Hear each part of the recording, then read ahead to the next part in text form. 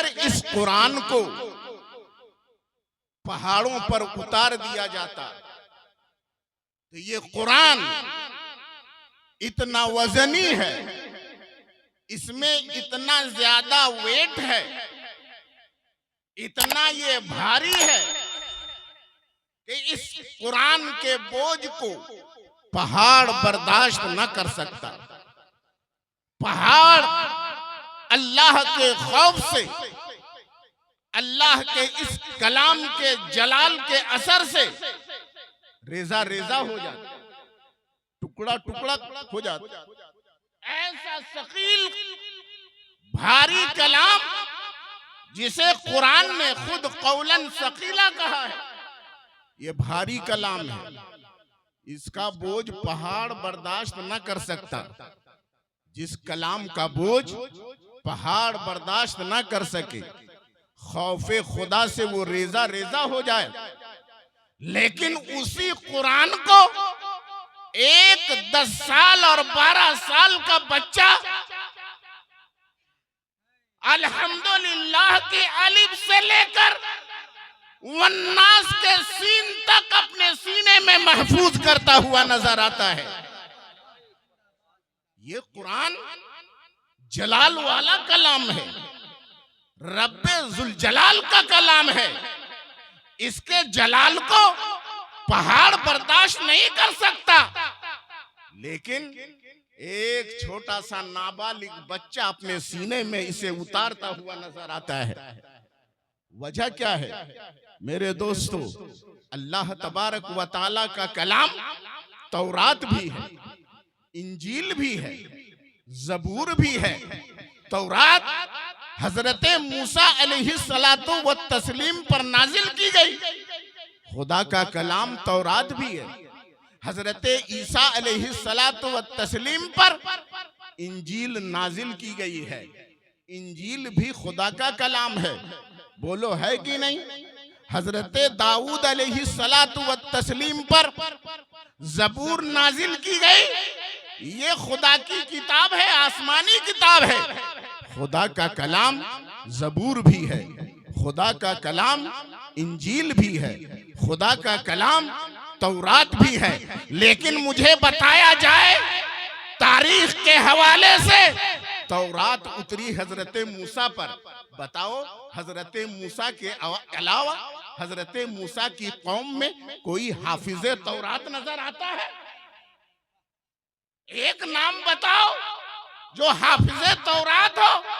हजरत ईसा पर इंजील नाजिल हुई, हजरत ईसा इंजील के हाफिज, लेकिन हजरत ईसा के मानने वालों में एक नाम बताओ जो इंजील का हाफिज हो।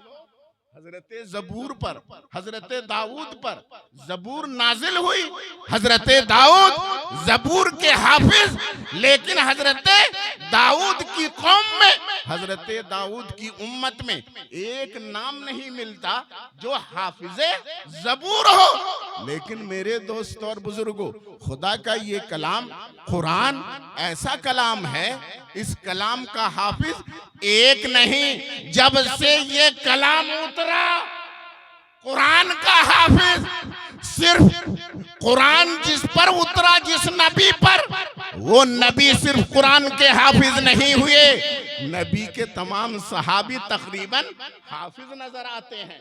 हजरत सिद्दीक अकबर हाफिजे कुरान है, हजरत उमर फारूक हाफिजे कुरान है, सहाबाए किराम हाफिजे कुरान नजर आते हैं, सैकड़ों की तादाद में, हजारों की तादाद में मेरे दोस्त और बुजुर्गों, और अब लाखों की तादाद में, करोड़ों की तादाद में नाबालिग भी हाफिजे कुरान नजर आते हैं और बालिग भी हाफिजे कुरान नजर आते हैं। ये कुरान का जो एजाज है ये किस बुनियाद पर है? इतना भारी कलाम, वजनी कलाम, रब के जलाल वाला कलाम, लेकिन एक बच्चा अपने सीने में इसे उतार रहा है, क्यों? तवज्जो चाहूंगा, उलमाए किराम की भी तवज्जो चाहूंगा। मेरे दोस्त और बुजुर्गों, आप अच्छी तरह समझो, ये भारी कलाम है ना, वजनी ये कलाम है ना कुरान, लेकिन मेरे दोस्तों ये कुरान उतरा किस पे? कुरान उतरा नबी पर। नबी ने अपने सीने में पहले कुरान को उतारा, और जब अपने सीने में उतारा तो कुरान के बोझ को नबी ने अपने सीने में ले लिया।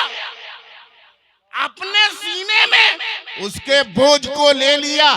अब जब उम्मत को कुरान मिल रहा है, जब उम्मत अपने सीने में कुरान को महफूज करती हुई नजर आती है, जब एक नाबालिग बच्चा कुरान को अपने सीने में उतारता हुआ नजर आता है, तो कुरान नबी के वास्ते से जब एक नाबालिग बच्चे के सीने में उतरता है तो कुरान वेटलेस होकर के उतर रहा है। अब उसमें सकालत बाकी नहीं रही, उसमें बोझ बाकी नहीं रहा, बोझ को नबी ने हल्का कर दिया। अब जब आ रहा है उम्मत के सीने में, उम्मत के बच्चों के सीने में, तो वो कुरान हल्का होकर के आ रहा है। इसलिए एक बच्चा 30 पारे कुरान को अपने सीने में महफूज करता हुआ नजर आता है। मेरे दोस्त और बुजुर्गों, इसको इमाम बैज़ावी ने एक मिसाल से समझाया है। कुरान अगर डायरेक्ट उतरता, किसी के बस में ये बात नहीं थी, कुरान के एक सूरा को भी अपने सीने में महफूज करता। कुरान की एक छोटी सी सूरत को अपने सीने में महफूज करता।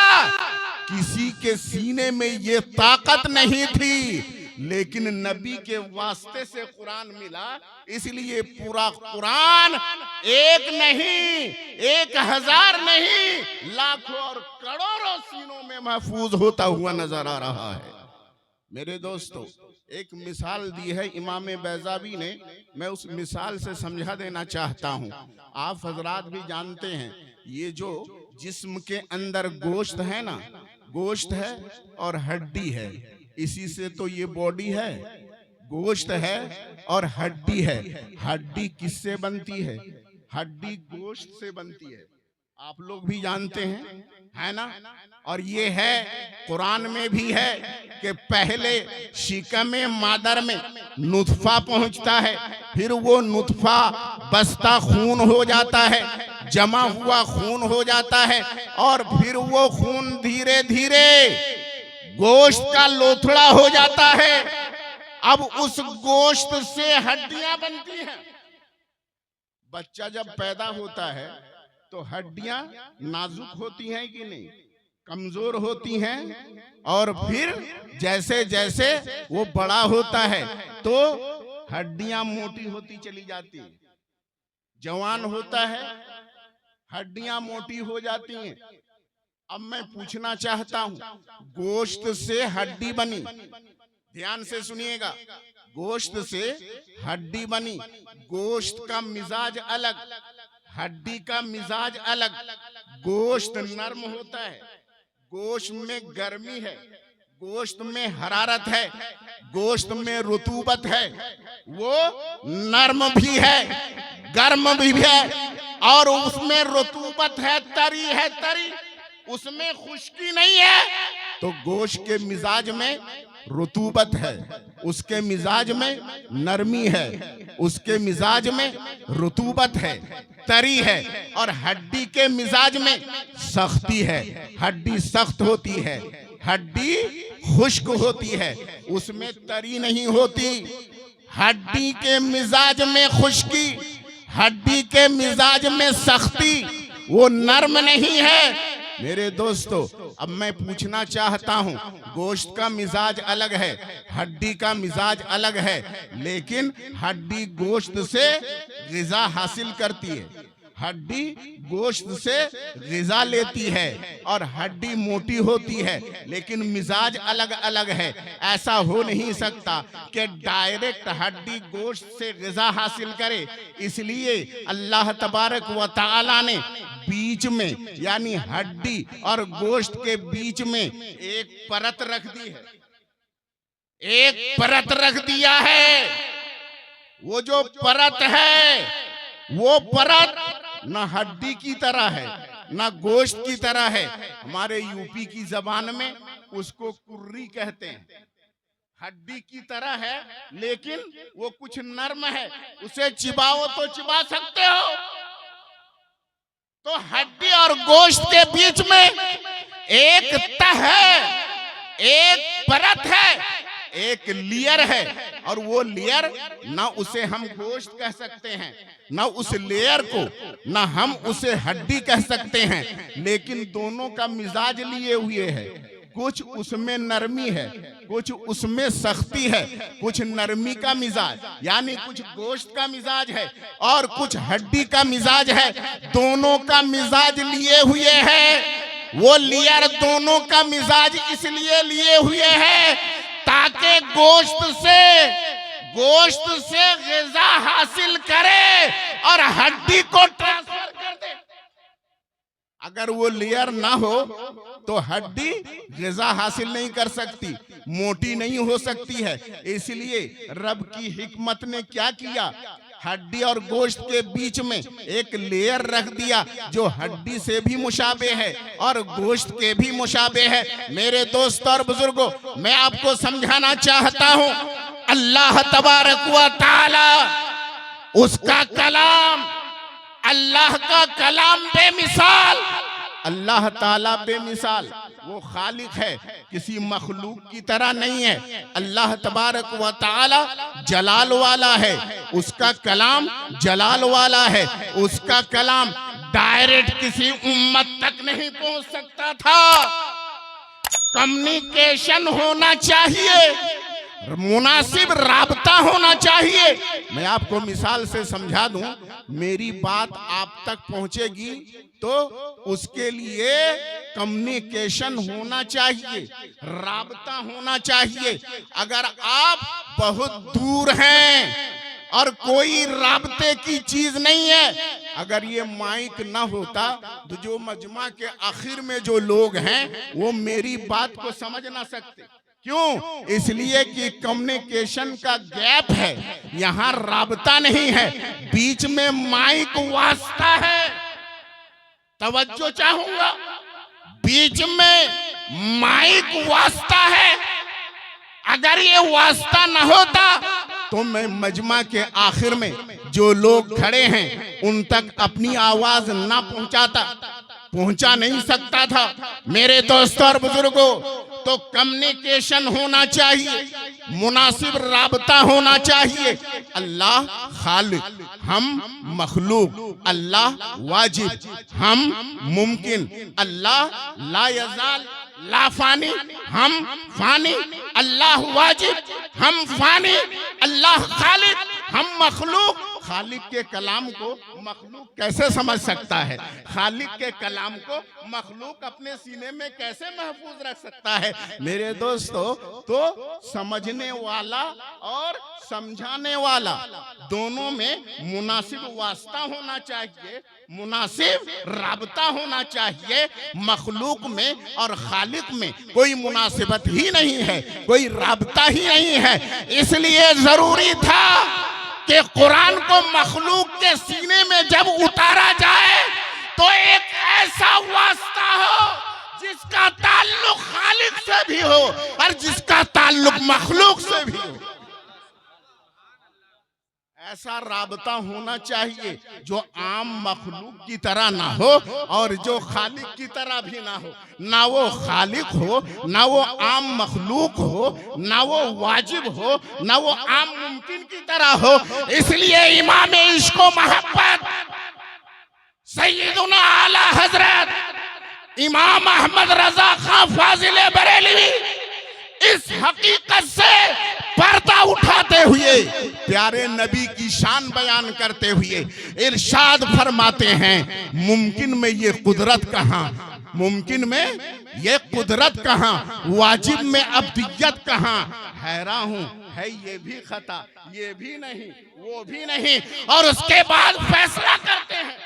जो चाहूंगा, हैरान हूं मैं, क्या कहूं या रसूल अल्लाह, आपको आम मुमकिन नहीं बोल सकता, आम मखलूक आपको बोल नहीं सकता, और आपको खालिक भी नहीं कह सकता, आपको मैं वाजिब भी नहीं कह सकता। लेकिन देखता हूं जब, तो मखलूक में तो वो कुदरत नहीं, मुमकिन में ये कुदरत कहाँ कि इशारा कर दे तो चांद के दो टुकड़े हो जाए। मुमकिन में ये कुदरत कहाँ है कि उंगलियों की घाइयों से पानी के चश्मे निकाल दे। मुमकिन में ये कुदरत कहाँ है कि चंद आदमियों का खाना हो और सैकड़ों लोगों को काफी हो जाए। मुमकिन में ये कुदरत कहाँ, वाजिब में अब्दियत कहाँ। या रसूल अल्लाह, आपको जब देखता हूँ चांद के दो टुकड़े होते हुए, डूबे हुए सूरज को पलटाते हुए जब देखता हूँ, उंगलियों की घाइयों से पानी के चश्मे निकालते हुए, तो या रसूल अल्लाह सोचता हूँ आप तो मुमकिन नहीं है। लेकिन अगर वाजिब कहूं, अगर मैं खालिक कहूं, तो खालिक जो होता है वो अब्द कहाँ होता है, वो बंदा कहाँ होता है। खालिक तो माबूद होता है, तो वाजिब में अब्दियत कहाँ। और आप तो हैं अब, आप तो हैं बंदे, रब के आप बंदे हैं। तो हैरान हूं, है ये भी खता, ये भी खता। अगर वाजिब कहूं ये भी खता है, अगर आम मुमकिन कहूं ये भी खता है, तो क्या कहूं या रसूल अल्लाह, आपको क्या कहूं।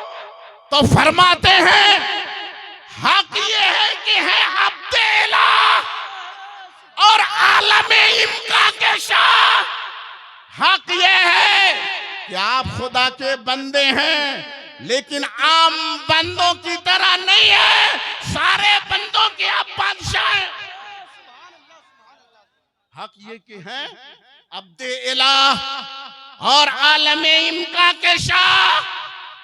बरज़ख है वो, सिर्रे खुदा ये भी नहीं वो भी नहीं।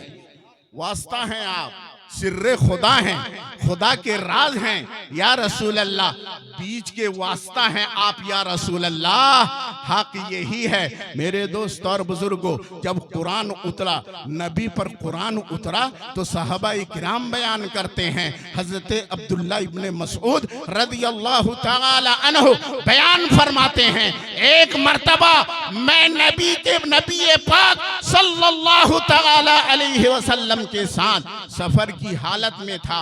एक जगह पड़ाव था, मेरे आका मेरे जानू पर अपने सरे मुबारक को रखकर आराम फरमा रहे थे। इतने में वही का नुज़ूल होना शुरू हो गया, वही उतरना शुरू हो गई, और ऐसा महसूस हो रहा था कि वही के बोझ से मेरी रान टूट जाएगी।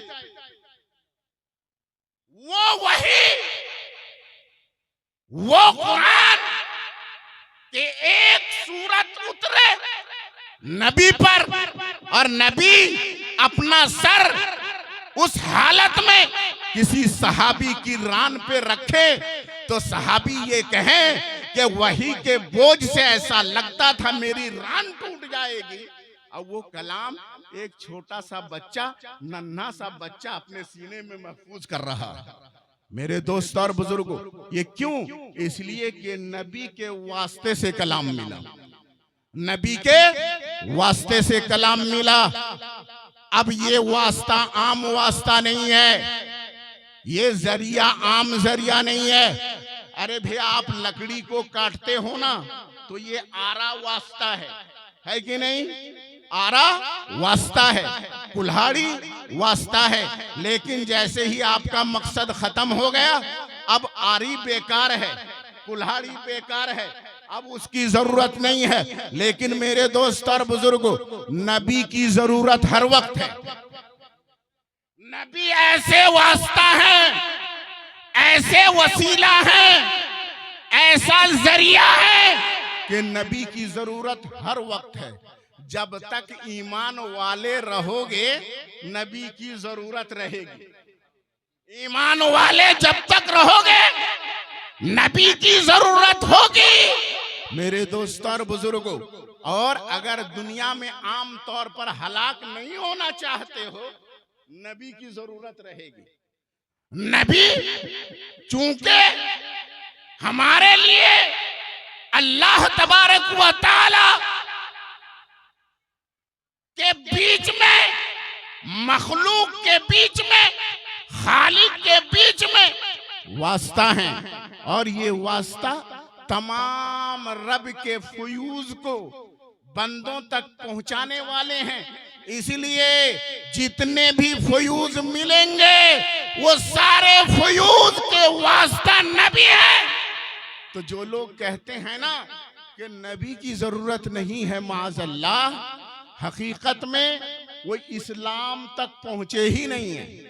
हकीकत में इस्लाम तक पहुंचे ही नहीं। मेरे दोस्तों और बुजुर्गों, ये जो है ना, जैसे ही अलिफ लाम मीम एक बच्चा तिलावत करता है, जैसे ही एक हाफिज कुरान हिफ्ज़ कुरान की इब्तिदा करता है, अलिफ लाम मीम ज़ालिकल किताब वो पढ़ना शुरू करता है, तो हदीस पाक में आया है कि जो बच्चा अलिफ लाम मीम की तिलावत करता है तो उसकी तिलावत की बरकत से 40 दिनों के लिए उसके मरहूम बाप की कब्र से अजाब उठा लिया जाता है। मेरे दोस्तों और बुजुर्गों, अलिफ लाम मीम ज़ालिकल किताबु ला रैब फी, मैंने कुरान की आयत तिलावत की। अलिफ लाम मीम एक आयत है, अलिफ लाम मीम। कुछ माना आपके समझ में आया? आपने इसका कोई माना मतलब समझा? बोलिए, हमारे उलमाए किराम से पूछो, आप लोगों ने कुछ समझा? उलमाए किराम क्या कहेंगे? हमने भी कुछ नहीं समझा। चलो किसी मुफस्सिर कुरान से पूछा जाए, आपने कुछ समझा? मुफस्सिर यही कहेगा हमने नहीं समझा। किसी मुहद्दिस से पूछो, आपने अलिफ लाम मीम का माना समझा? वो भी यही कहेंगे मैंने नहीं समझा। और आगे जाओ, अरे किसी और से नहीं, यारे गारे मुस्तफा से पूछ लो, सिद्दीक़ अकबर से पूछ लो कि हुजूर आपको अलिफ लाम मीम का माना मालूम है? हजरत अबू बकर सिद्दीक क्या कहेंगे? वो भी यही कहेंगे मुझे नहीं मालूम है। सफर में साथ रहने वाले, हजर में साथ रहने वाले, खलवत व जलवत में साथ रहने वाले, गार में साथ रहने वाले, उस वक्त साथ रहने वाले जिस वक्त कोई साथ रहने वाला नहीं, वो भी कहे हमको नहीं मालूम है। मेरे दोस्तों और बुजुर्गों, किसी से भी पूछ लो, वो यही कहेगा अलिफ लाम मीम का माना हमको नहीं मालूम। इसलिए तफसीर की कोई किताब उठा कर देख लो, अलिफ लाम मीम के बाद जब मुफस्सिर कुरान तफसीर करता है तो यही लिखता है अल्लाहु आलमु बिमुरादिही बिज़ालिका, अल्लाह ही अपनी मुराद इससे ज्यादा जानता, अल्लाह ही जानता है, कोई और नहीं जानता। लेकिन जब अलिफ लाम मीम लेकर हजरत जिब्रील अमीन आए, प्यारे नबी के सामने अलिफ लाम मीम पढ़ा, तो प्यारे नबी ने कहा हमने समझ लिया, हमने समझ लिया। तिलावत की अलिफ लाम रा, नबी ने फरमाया समझ लिया। अलिफ लाम मीम रा, नबी ने फरमाया मैंने समझ लिया। अलिफ लाम मीम साद, नबी ने फरमाया मैंने समझ लिया। काफ, नबी ने फरमाया मैंने समझ लिया। काफ हा या ऐन साद, नबी ने फरमाया मैंने समझ लिया। अब सवाल पैदा होता है, कुरान में कुछ आयतें ऐसी हैं जिन्हें हुरूफे मुक़त्तआत कहते हैं, जो सूरतों के शुरू में कुछ हुरूफ आते हैं, जैसे अलिफ लाम मीम काफ, अलिफ लाम मीम साद, अलिफ लाम रा, अलिफ लाम मीम रा, इस तरह के जो हुरूफ आए हुए हैं इनको हुरूफे मुक़त्तआत कहा जाता है। इनका माना किसी को नहीं मालूम, सहाबा को नहीं मालूम, ताबईन को नहीं मालूम, तबे ताबईन को नहीं मालूम, मुफस्सिरीन को नहीं मालूम, मुहद्दिसीन को नहीं मालूम, फुक़हा को नहीं मालूम, उलमा को नहीं मालूम, सूफिया को नहीं मालूम। जब माना मालूम ही नहीं तो कुरान में लाने का फायदा क्या है? एक सवाल पैदा होता है, फिर कुरान में उतरा क्यों, नबी पर ये उतरा क्यों? तो मेरे दोस्तों और बुजुर्गों, कुरान नबी पर उतरा है, आप पर नहीं उतरा, हम पर नहीं उतरा। अरे जिस पर उतरा उसने समझा कि नहीं? कुरान जिस पे उतरा उसने समझा कि नहीं? अब सवाल ये, नबी ने समझा, किसी ने नहीं समझा। कुरान में आया, मकसद क्या है मेरे दोस्तों? ये रब का कलाम उसके नबी पर उतरा, नबी के पास आया, तो दो दोस्त जब आपस में दोस्ती के लिए कोई खत लिखते हैं, एक दूसरे को भेजते हैं ना, खत लिखते हैं। अब तो मोबाइल का जमाना है, मैसेज कर दिया करते हैं, है ना?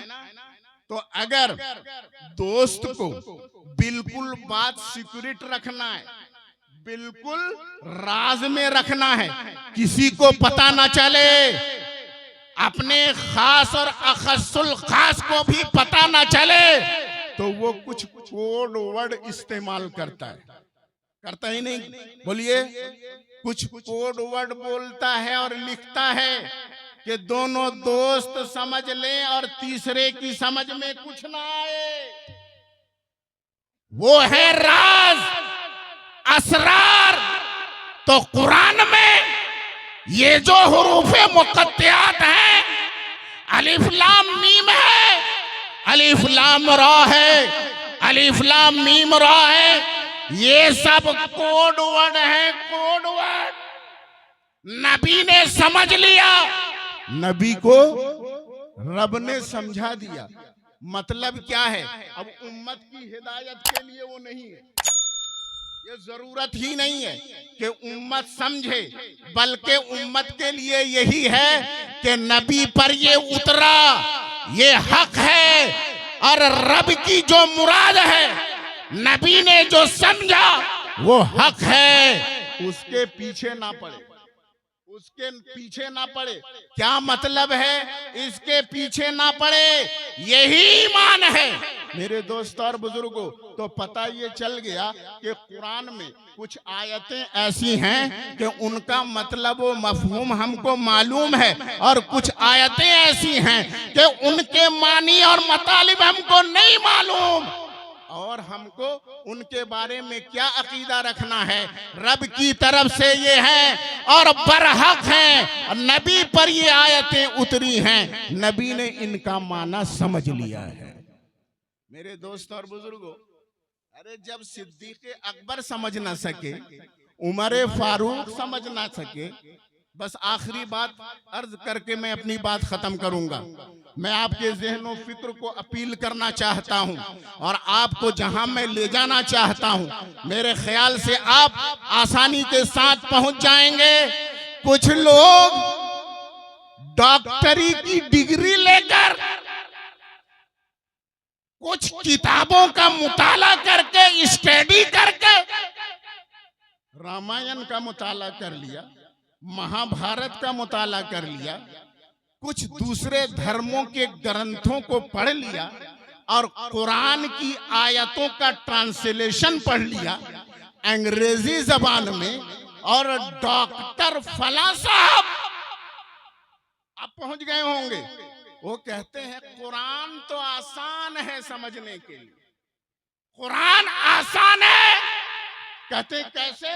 दलील भी दे दिया कि कुरान में आया, अल्लाह तबारक व तआला ने फरमाया, वलक़द यस्सरनल कुरआन लिज़िक्र, हमने कुरान को आसान कर दिया, कुरान को हमने आसान कर दिया। जब कुरान आसान है, कुरान का समझना आसान है, तो फिर कुरान हर आदमी को समझना चाहिए, हर आदमी को कुरान पढ़ के समझना चाहिए। अरे 8-10 साल तक ये जो दाल रोटी मदरसे के तोड़ने वाले, मदरसे की दाल रोटी तोड़ने वाले जो उलमाए दीन हैं, ये 8 साल 10 साल यूं ही बर्बाद करते हैं। बोलिए, बस चंद किताबों का मुताला कर लेते, ट्रांसलेशन पढ़ लेते, कुरान समझ में आ जाता और भाषण देने लगते, लेक्चर देने लगते। अरे सुन लो, अरे कुरान आसान जरूर है, किसके लिए आसान है? इस गुमराह ने समझा ही नहीं। कुरान आसान है लेकिन उसके लिए है जिस पे उतरा है। कुरान आसान है उसके लिए जिस पे उतरा है।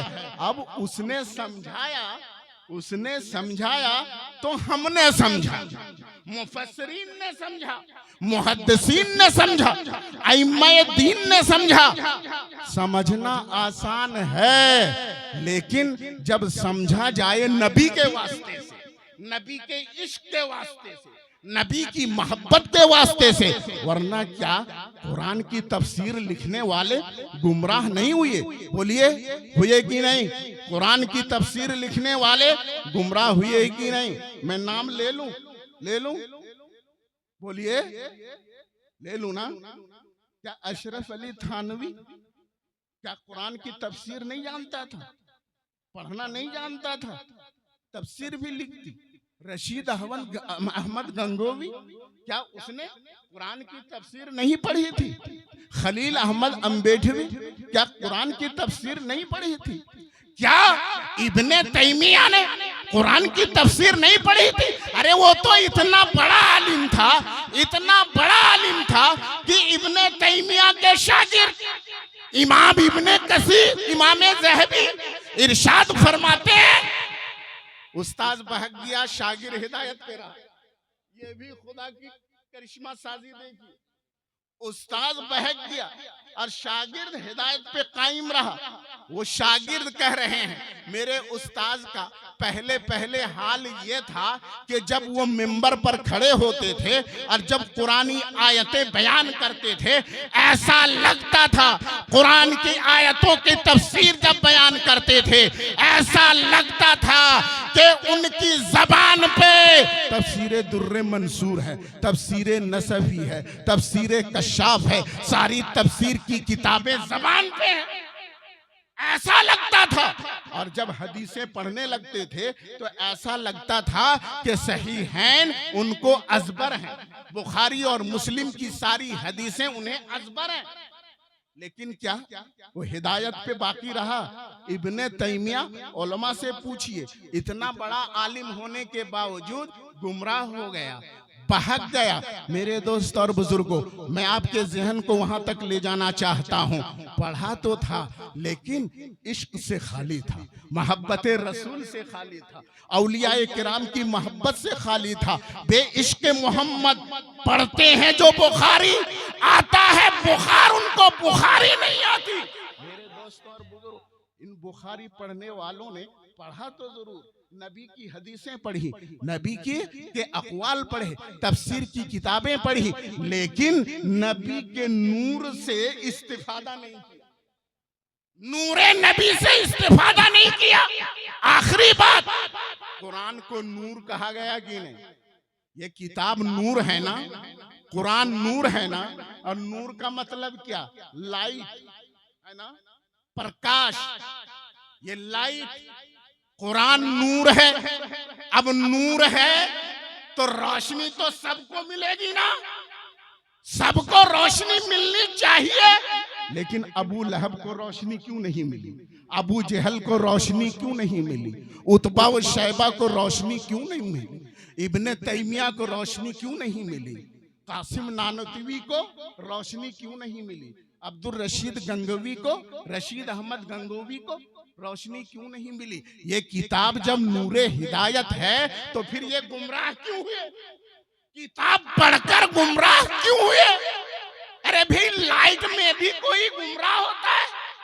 रास्ता भटकता है, हाथ में टॉर्च हो, लाइट हो, फिर वो रास्ता भटक जाए? क्या ऐसा भी हो सकता है? तो हाथ में कुरान है, फिर क्यों भटक गया? नूर है, फिर क्यों भटक गया? मैं आपकी तवज्जो ले जाना चाहता हूं। अरे नूर यकीनन हिदायत देने वाला है, रोशनी से यकीनन हिदायत मिलेगी। लेकिन मेरे दोस्तों, इससे हिदायत लेने के लिए भी एक नूर चाहिए। मेरी बात नहीं समझे? नूर से हिदायत लेने के लिए, रास्ता देखने के लिए भी एक नूर चाहिए। अंधे के हाथ में टॉर्च दे दो, क्या रास्ता देखेगा? बोलो, देख पाएगा भाई? अंधा हो उसको ये लाइट नजर आएगी? ट्यूबलाइट नजर आएगी और उसके हाथ में टॉर्च दे दो, लालटेन दे दो, बल्ब दे दो, उसके सामने बोलो कर दो, कुछ देखेगा वो? देख सकेगा? नहीं। क्यों नहीं देख सकेगा? आप देख रहे हो, वो नहीं देख पा रहा। क्यों? इसलिए कि नूर से हिदायत लेने के लिए, नूर से रास्ता देखने के लिए आंखों में नूर होना चाहिए, आंखों में नूर होना चाहिए। मेरे दोस्तों, बिला तमसील ये समझ लो, किताबुल्लाह ये नूरे हिदायत है। जब तक नूरे मुस्तफा से अपने सीने को मुनव्वर नहीं करोगे, हिदायत नहीं मिलेगी, रास्ता नहीं दे सकते हो। इसलिए ऐलान फरमा दिया आला हजरत ने, बरज़ख है वो सिर्रे खुदा, ये भी नहीं वो भी नहीं। मेरे दोस्तों और बुजुर्गों, मौला तबारक व तआला हम सबको सच्चा आशिक रसूल बनाए, औलियाए किराम का सच्चा पक्का आशिक बनाए, उनके कहे हुए पर अमल करने